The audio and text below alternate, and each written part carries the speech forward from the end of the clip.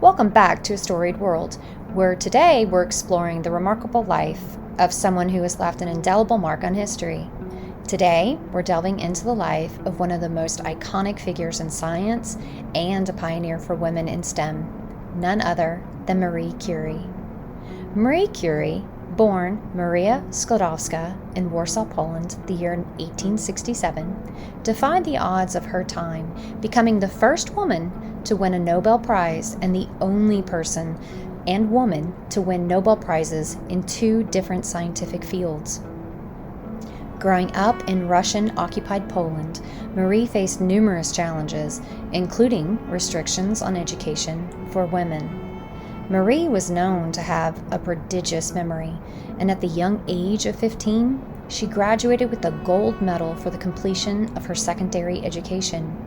Years later, she wrote of that time, quote, "I was only 15 when I finished my high school studies, always having held first rank in my class. The fatigue of growth and study compelled me to take almost a year's rest in the country," end quote.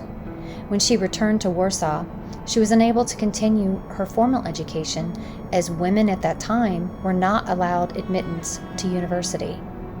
Her father, a teacher of physics and mathematics, ran into some money issues in the subsequent political struggles at that time, thereby causing Marie to take on work as a teacher, while simultaneously attending informal underground classes via Floating University, aka Flying University.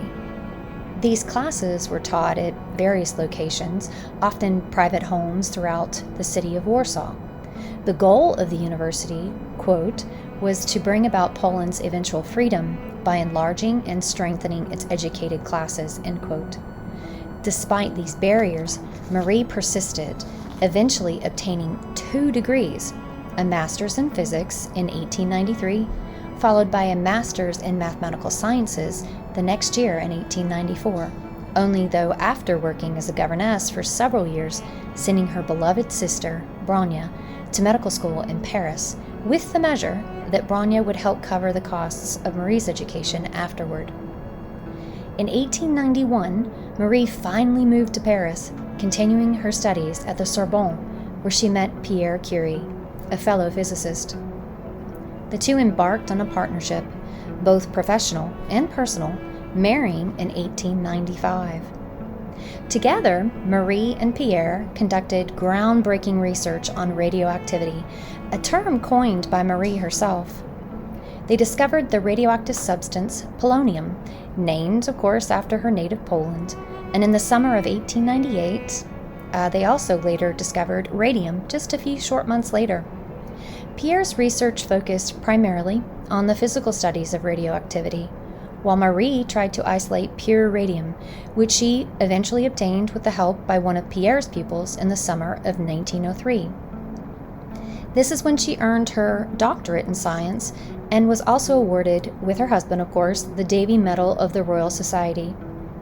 Additionally, in 1903, they were both awarded the Nobel Prize in Physics alongside Henri Becquerel for their discoveries in this field. Tragically, though, Pierre died in a roadside accident in April of 1906, leaving Marie to carry on their work alone. Undeterred, she became the first woman to teach at the Sorbonne, having been appointed professorship, the chair of which her belated husband had championed, and continued her research, eventually earning her second Nobel Prize, this time in chemistry, which was the year 1911, and it was for her treatise on radioactivity. In 1914, she witnessed the laboratory completion of the Radium Institute at the University of Paris. Marie's contributions to science extended beyond her own discoveries. During World War I, she, along with the help of her daughter Irene, developed mobile radiography units, earning her the nickname the Radiographer-in-Chief. At the pinnacle of her career, Marie devoted her life to advancing the research of radioactive substances and their use in medicine. Despite her groundbreaking work, Marie faced extensive discrimination and criticism due to her gender, with some even suggesting her success was due to Pierre's influence. She was even denied membership into the exclusive French National Academy, and is yet to be admitted to this day. It wasn't until 1962 that a woman was admitted. This woman was Marguerite Curie, a French physicist who discovered the element, francium of course. But who was the professor and mentor of this Marguerite Curie? Yes, none other than Madame Marie Curie. Ironic? Maybe. But Marie has blazed a trail for future generations of women in science, and for that, I am eternally grateful. Marie Curie's legacy continues to inspire scientists and women around the world. Her pioneering research laid the foundation for advancements in medicine, physics, and chemistry, and her fearless pursuit of knowledge serves as a beacon of hope for those who dare to dream.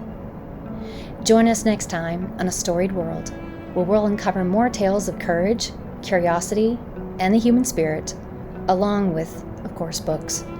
Until then, keep exploring, keep learning, keep reading, and keep writing your own story. Thank you so much for watching.